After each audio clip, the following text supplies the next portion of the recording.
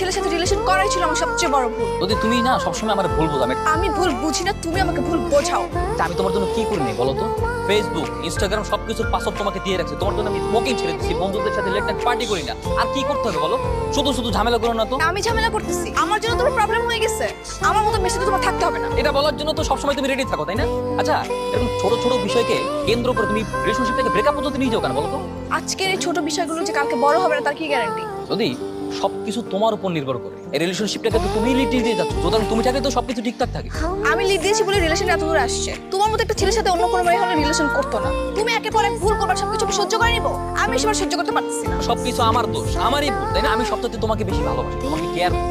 তুই না আমাকে আমার মতো করে ভালোবাসছো, আমার সিচুয়েশন বোঝার ট্রাই করছো। আমি কোন কোন সিচুয়েশনের ভিতরে বোধ করি।